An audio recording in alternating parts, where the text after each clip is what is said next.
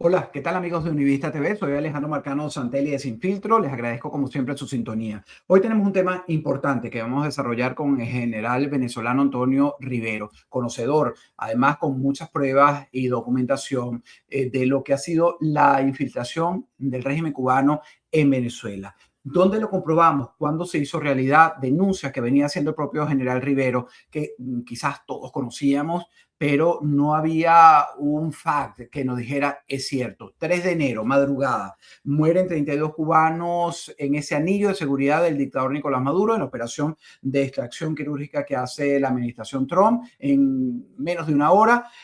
Donde se traen a Estados Unidos tanto a Maduro como a Cilia Flores. Allí, bueno, esas son las cifras oficiales, ya nos los aclarará el oficial, el general Antonio Rivero. 47 militares venezolanos y 2 civiles fallecieron en esa operación en Caracas, la capital venezolana. Ahora, le doy la bienvenida a Antonio Rivero.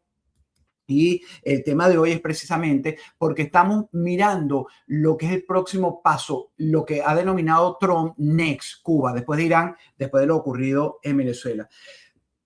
Y quería compartir contigo y te pedí, Antonio, para el público de Univista TV, conocer un poco cómo ha sido esa penetración de la inteligencia del castrismo en Venezuela, desde el izamiento de la bandera en los cuarteles hasta el día de hoy, como he comenzado el espacio. Vamos a revivir un poco esto. 32 cubanos muertos. Realmente esa fue el sumum, la suma completa de la ecuación de la presencia y el control que tenía los castristas, los Castro en Venezuela. No, definitivamente no. Muchas gracias, Alejandro. Es necesario hablar de este tema y te diré para mí la importancia desde el punto de vista de mi conocimiento y experticia militar como estratégica y lo que significa para Venezuela, lo que ha significado para Venezuela la presencia militar cubana allá, producto de la permitidez y la traída de Hugo Chávez Frías, el difunto traidor, como tal para montar prácticamente la Fuerza Armada a la usanza occidental y llevarla a lo que fue la antigua Unión Soviética a través de Cuba. Bueno, mira, no fueron 32, fueron aproximadamente unos 50 militares cubanos que fallecieron ese día. Se menciona 32, pero fueron los primeros que pudieron ser identificados inicialmente, ya que en la unidad que se encontraba de custodia cubana en las inmediaciones o en las instalaciones donde se encontraba Nicolás Maduro, eran aproximadamente 60 militares cubanos. Se mencionó inicialmente, o me mencionaron inicialmente, que habían fallecido todos. Ellos quedaron prácticamente desfigurados, irreconocibles, y hay un método que utilizaban los hilos, las fuerzas de operaciones especiales, para poder identificar a quiénes estaban, con quiénes estaban combatiendo. Claro, ante esta prueba fehaciente que se llevan los estadounidenses, los militares estadounidenses, ellos terminan admitiendo que murieron 32, pero si analizamos, como lo hice con varios expertos, esos militares que ellos mencionan por la edad, por los nombres, por la jerarquía, no corresponden propiamente a quienes murieron allí en ese lugar, murieron en otros lugares, porque fueron varios lugares en los cuales se impactó, dada la información que se tenía de inteligencia, que allí habían personal cubano militar en áreas muy importantes para ser, digamos, neutralizada. De ese punto de vista, no es la cifra oficial 22 y así se quedó. Y o así se ha quedado. Más adelante se sabrá a ciencia cierta el número final. Ahora, fíjate, cuando estamos hablando de estos anillos de seguridad y esta presencia, otros puntos, me estás contando cosas que no se sabían hasta el momento. ¿Por qué ustedes las saben? ¿Por qué no ha salido a la luz pública de estos anillos de seguridad castristas en Venezuela, general? Porque es que, mira, cuando se firmaron los acuerdos, primero, los anillos de seguridad no llegan propiamente con Maduro, llegan es con el difunto traidor Chávez. Y llegan en el 2000, en el 1997, Alejandro.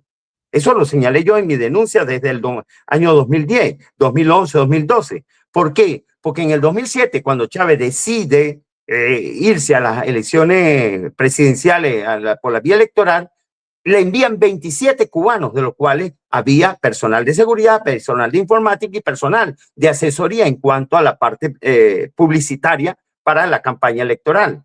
Ahí estaban encubiertos militares, digamos, o fuerzas especiales cubana en la seguridad que tenía Hugo Chávez en el momento de su campaña. Desde allí empezó a correr, pero propiamente se da cuando es presidente de la República en el año 2002, después del 11 de abril. Y a partir de ahí se consolida un anillo de seguridad encubierto, no visible, que funcionaba de manera paralela o directamente desde el Palacio Miraflores. Y en ese anillo de seguridad, incluso, eso sí era, digamos, expuesto, habían dos paleras que iban a cada lugar donde debía ir Chávez, inclusive estaban por encima de las decisiones o de la, digamos, de la inspección que hacían los elementos de seguridad de la Casa Militar en decidir si Chávez podía ir a ese sitio o no.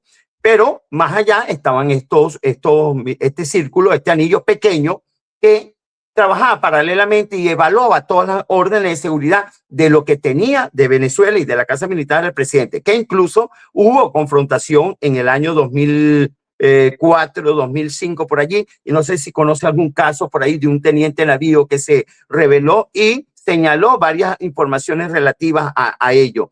Y tuvieron problemas incluso con Churio, que era el jefe de seguridad propiamente de Hugo Chávez en su momento. Entonces, a partir de ahí comenzó, pero después se formalizó a través de los acuerdos secretos y después que Chávez gana o toma la segunda magistratura en el 2007. Y a partir de allí comienzan a firmarse los acuerdos secretos y la transformación que quería Chávez para las Fuerzas Armadas propiamente y que había inducido o había dado instrucciones a Raúl Salazar desde que asumió ministro de la Defensa. Pero esto fue bypaseado y fue trastocado, pasado también en lo que ocurrió en el 2011. Él trató de hacerlo con José Vicente Rangel, pero tampoco pudo porque José Vicente Rangel no tenía la cabida propiamente de penetración ascendiente moral dentro de la Fuerza Armada y dentro del Estado Mayor para poder dar lugar a esa transformación. Y a partir del 2008 que se firman los acuerdos, comienza propiamente esa organización ya de manera oficial, basada precisamente en esos elementos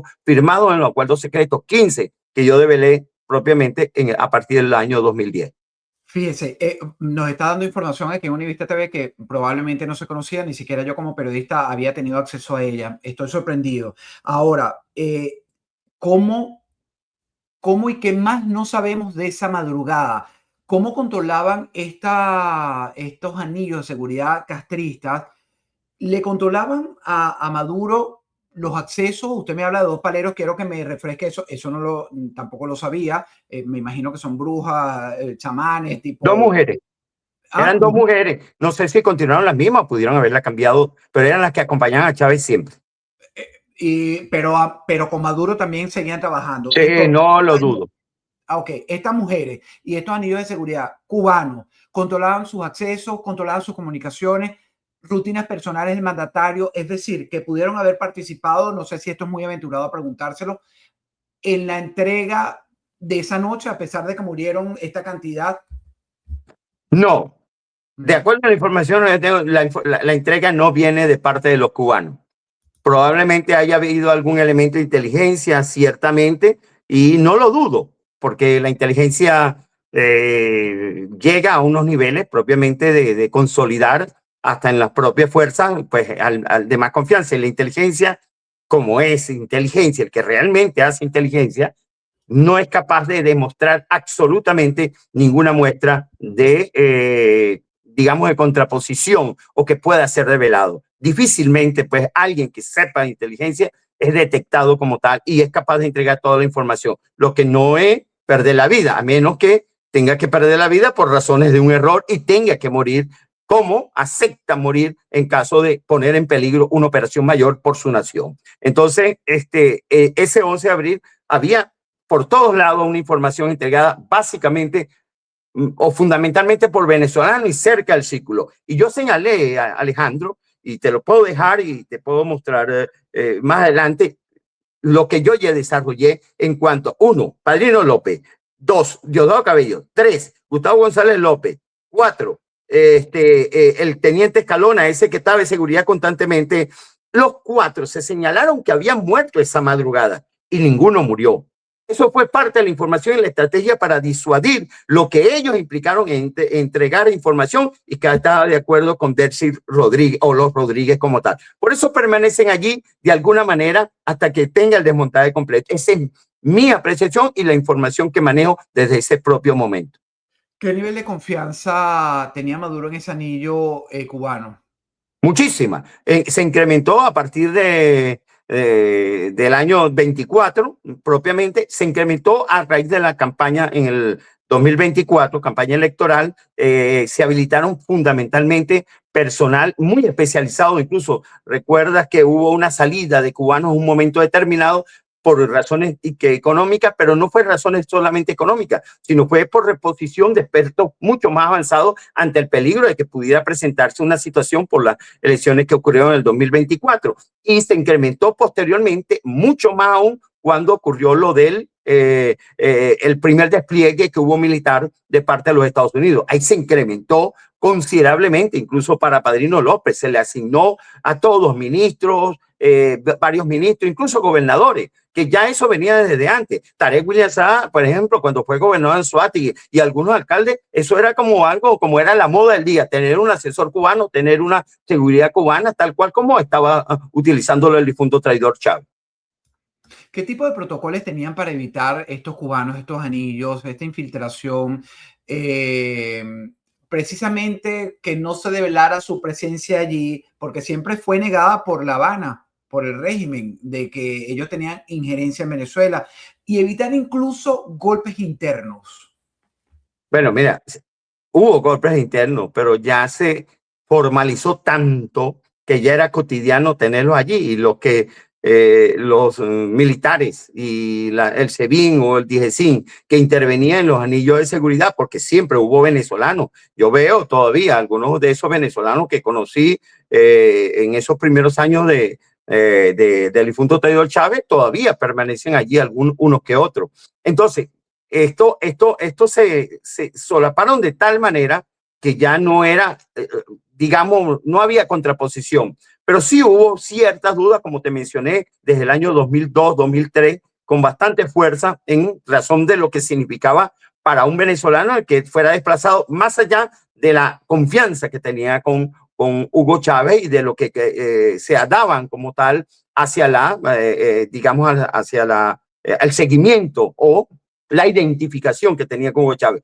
Pero en adelante ellos nunca se mencionaban, siempre estaban de civil, siempre estaban detrás de las cámaras, como dije, nunca, siempre evitaban un roce, una conversación, etcétera, etcétera, y siempre estaban también adelante de todo lo que se pudiera planear. Ellos recibían la programación, ellos recibían los movimientos, ellos recibían y chequeaban vehículos, ellos se recibían y chequeaban armamento, ellos recibían y chequeaban los dispositivos. Todo eso para poder decir, esto no va aquí, esto no debe ir allá, esto debe ir, esto debe ser reforzado, esto no está aquí, aquí van a estar ellos, etcétera, etcétera. Era muy, era muy evasiva su participación, muy inteligentemente, te lo puedo asegurar, muy astutamente, pero lo sostenían. Ahora, muchos se descubrieron como tal. Y eso dependía esencialmente de qué? Dependía de la unidad del Grupo de Cooperación y Enlace Cubano que estaba en Venezuela y que fue fundada o creada en el 2008 con los acuerdos secretos, y era quien controlaba toda la presencia militar cubana y en parte pues la inteligencia, tanto en la parte militar como en la parte policial desde el año 2008 en adelante. Hoy podemos decirle, voy a hacer un par de preguntas para después irnos al inicio, desde ese izamiento de la bandera y el comienzo del control de Cuba sobre Venezuela. Hoy podemos, después de ese 3 de enero, General Rivero, decir que Cuba ha perdido el control de ese aparato de seguridad de Venezuela, que ha perdido control del país.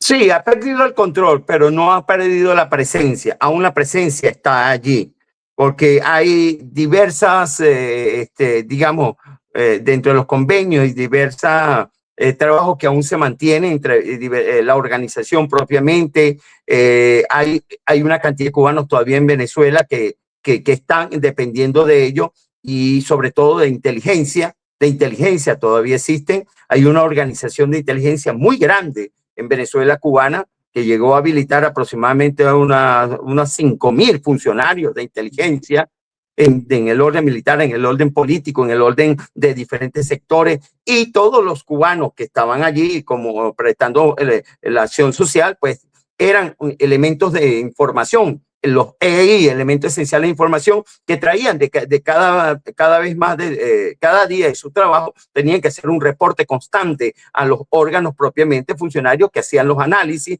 de esa información para ver en qué condiciones se encontraba políticamente las políticas, si estaban siendo aceptadas por los funcionarios de las diferentes instituciones. Y eso en la parte militar era fundamental para poder establecer esa reorganización, ese cambio de doctrina, ese cambio de sistema de armas y propiamente lo que llegó a convertir propiamente y lo que buscaba Chávez es que se convirtieran prácticamente en una sola fuerza armada, la cubana con la venezolana.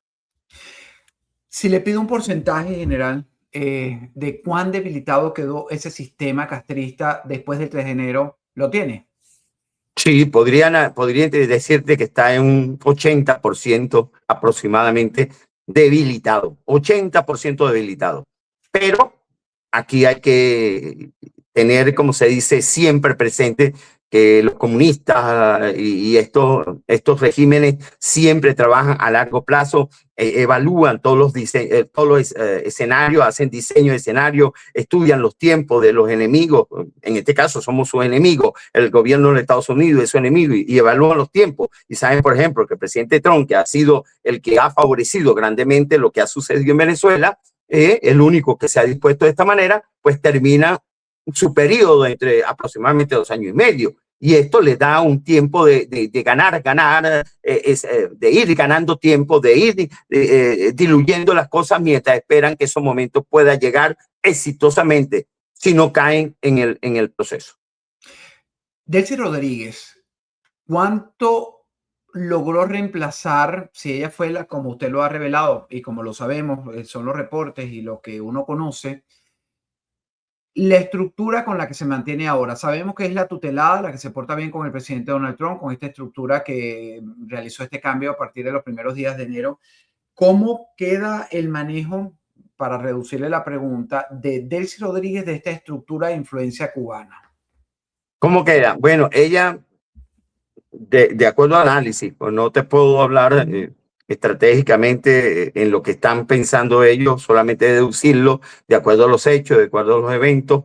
Y puedo decir que esto se mantiene en stand-by de alguna manera, porque para mí realmente Rusia, fundamentalmente, que es la principal cabeza de lo que pasa en Venezuela, y es un proyecto de la antigua Unión Soviética y que siguió tal cual a la letra Putin con todas las innovaciones de los tiempos, así como ha dirigido Rusia con todas las innovaciones tecnológicas del momento, pues no deja de tener esa estrategia del tiempo, de buscar que estos tiempos pasen, de proyectar hacia adelante una tranquilidad, digamos, una aceptación de lo que está pasando, unos cambios que no son cambios propiamente hacia lo que nosotros o la gran mayoría de los venezolanos, gran mayoría, casi en la totalidad prácticamente, desearía que ocurriera en Venezuela.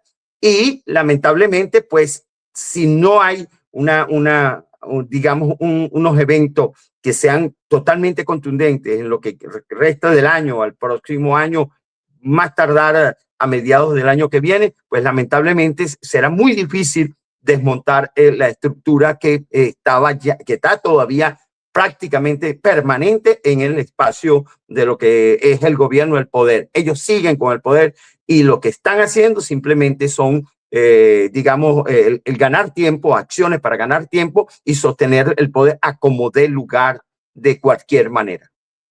Le mencionaba al principio el espacio, el izamiento de la bandera. Recuerdo yo en mi trabajo como periodista en Venezuela, recuerdo el momento en que se permite en los cuarteles, usted pertenecía a Defensa Civil, hizo un trabajo maravilloso con el tema de la vaguada, justo cuando llega Hugo Chávez al poder en el 99 en La Guaira, que se perdió por este fenómeno natural grande, muchas vidas y sí, fue una tragedia muy, y usted estaba allí, era activo. llegó incluso a trabajar con el régimen porque era un cargo de su carrera. Ahora, vamos hacia atrás en esta película. ¿Desde qué momento descubre el general Antonio Rivero de la presencia cubana, no solo en el sector militar? Porque yo también, y debo hacer mención, fui un día a sacarme la cédula a mis hijos y en el lugar, en la ONIDEX o la DIEX se llamaba en aquella época, quienes controlaban las oficinas era personal cubano. Se puede decir que ellos, en resumen, también penetraron, integraron organismos de seguridad como el SEBIN, DIGESIN, que jugaron un rol importante en la represión política, esa que vivimos en 2014, 2017, 2019, donde desaparecieron, mataron gente, estudiantes, y ejercieron el control social dentro del país. Me refiero a esta injerencia cubana. Total, absoluta, Alejandro. Yo la primera vez que vi los cubanos fue propiamente en Vargas, ¿no? Pero a raíz de eso se condicionó a las famosas misiones sociales, ¿no? Como te dije inicialmente, a través de la Fuerza Armada, Chávez le dio órdenes a Raúl Salazar de producir un cambio en la institución militar y que para ello se dirigiera a Cuba y que tratara de hacer la similitud de la usanza cubana. Yo tuve la oportunidad de ver los primeros informes estratégicos que negaban que esto pudiera ser posible, dadas las condiciones geográficas y de un país como una isla como Cuba y, por supuesto, y Venezuela como tal, un país continental, por decirte una, ¿no? Pero, ocurrido lo del año 2002, por supuesto, hubo una reticencia hasta que llegó propiamente de ministro de la Defensa, Baduel. Chávez insistió, pero no pudo. Baduel, más allá de haber tenido alguna conversación y alguna información, incluso reuniones con Fidel Castro, pues él se negaba, que mantenía la posición de que no debía ser reformada la Fuerza Armada de acuerdo a lo que estaba presente en Cuba. Y por supuesto, lo que sí, lamentablemente para él, es haber aceptado y no haber rechazado de plano, el primer plano, el Patria Socialismo Muerte, que tuvo rechazo, que después se volcó continuamente contra eso en el año 2007, después que salió de baja. Pero posteriormente, a que precisamente en el año 2007, Chávez emprende de manera acelerada ese trabajo de seguridad fundamentalmente y la Fuerza Armada. Es allí, cuando a mí me sacan de la Fuerza Armada, por cierto, yo voy a Protección Civil, no porque era la panacea o porque me trataron de premiar, no, porque Chávez, yo me rebelé pues internamente, directamente con Chávez, y yo le dije, yo he manifestado públicamente desde hace años esto, incluso cuando él estaba vivo. Y por supuesto, cuando me tocó comandar siendo teniente coronel, pues no se negó. Él dijo que yo no podía recibir un batallón porque si no me pudiera rebelar. Y más aún después de lo que pasó el 11 de abril. Entonces, yo me sacan a Protección Civil y me mandan, se confabulan y me tienen 5 años y medio en Protección Civil. Yo hice mi trabajo de servicio, eso fue lo que hice. Por eso jamás podía ser chavista. El día que yo prácticamente le hice la cruz a Hugo Chávez Frías, como comunista y como socialista y como falso de todas luces, porque yo no te voy a negar, cuando hubo la campaña, yo tuve un encuentro con él en el año 96 y yo me negué a que él me invitó a una reunión, yo me negué a que se fueran a las armas de nuevo, él me estaba invitando a eso. Yo le dije, lo siento, mi comandante, pero no creo que sean las armas, váyase a unas elecciones si le permiten y hágase, si no gana el 98, más adelante, haga un partido. Yo lo dije, lo he dicho, Alejandro. Y yo cuando llegó, dije, no habla de socialismo, no habla de comunismo, qué bueno, dije yo. Pero el año febrero del año 2000, después de la vaguada, yo fui a hacer curso de Estado Mayor y Chávez fue de visita al curso de Estado Mayor. Y la primera palabra, que cuando reunió todo el curso de Estado Mayor en el teatro de la Escuela Superior del Ejército, lo primero que dijo, buenas tardes, camarada. Y yo dije, que se oyó entre compañeros, no soy camarada de nadie. Ahí me rayé. Ahí dije, ¿quién era? No soy camarada de nadie. No utilizo este término. Soy compañero de promoción, soy compañero, amigo, curso, lo que yo, pero no soy camarada de nadie. A partir de ahí, pues, mi persecución comenzó. Entonces, más adelante, pues esto se comienza a trastocar de la tal manera que termina con los acuerdos secretos en el 2008, que yo los descubro y veo la construcción de las fortificaciones. Fíjate que para las fortificaciones militares, todos esos túneles, todos esos búnkeres, Chávez privatizó la cementera, fue con esa finalidad.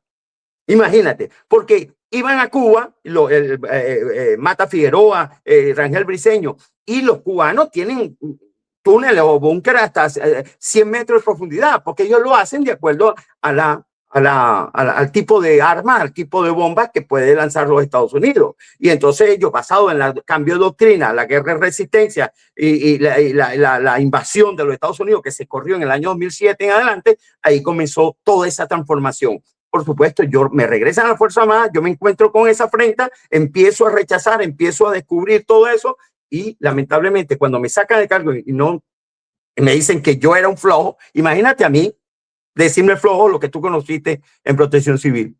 No, hermano, yo me paro aquí a las 2 de la mañana para ir a un trabajo. Por decir, decime flojo, Antonio Rivero. Bueno, es lo peor, es lo más mentiroso que puede decir. Bueno, lo cierto del caso, para terminar, a partir de ese momento, empecé a recibir información de los cubanos y enfrentar a los cubanos directamente para poder después, cuando me sacan del cargo a los 7 meses, que me saca es González López, por cierto. El último jefe fue González López, un servir de mil demonios. Bueno, termino denunciando todo ello públicamente y comienza mi persecución, juicio militar, juicio civil, prisión, etcétera, etcétera. Y termina en el exilio. Estaba denunciando evidentemente lo que ha señalado aquí. Me quedan un par de preguntas. Insisto, denunciaba lo que era la penetración del castrismo en los cuarteles y todo lo que era el devenir de esta idea de tener un ejército y ser un mismo pueblo bajo el dominio de Cuba, del régimen cubano. Estamos viendo, general, el desmantelamiento después del 3 de enero de ese control cubano, o simplemente, yo sé que ya lo ha respondido, pero se lo vuelvo a preguntar frontalmente, o simplemente estamos viendo una reconfiguración del mismo sistema. Reconfiguración. El desmantelamiento es lo visible, lo más perceptible en lo que se puede visualizar y que tiene información los Estados Unidos. Pero desde el punto de vista de estrategia, desde el punto de vista de doctrina, desde el punto de vista de organización, se mantiene intacto. Y ahora sí, con esto quiero despedirlo y le agradezco por esta entrevista para Univista TV. General, el presidente Trump ha señalado que el próximo será Cuba. ¿Cómo visualiza y cómo cree que va a ocurrir eso? ¿Y de qué manera impactará el tema de ese desmantelamiento real, necesario del control cubano dentro de nuestro país de origen, Venezuela? Mira, yo creo que como se visualiza y en lo que militarmente he podido tener alguna información y mis análisis en torno a ello, es que va a ser muy drástico, ¿no? Va a ser muy drástico y diferente a Venezuela incluso, porque en Cuba no hay una negociación, no hay que ofrecer realmente. Y ciertamente Cuba significaría mucho para los Estados Unidos desde el punto de vista de una alianza por la cercanía y por todo lo que ha significado los cubanos durante tantos años al sur de la Florida, en el estado de la Florida, y ya pues propiamente como algunos políticos que han llegado a estos niveles, como se ha demostrado, por ejemplo, el caso de Marco Rubio.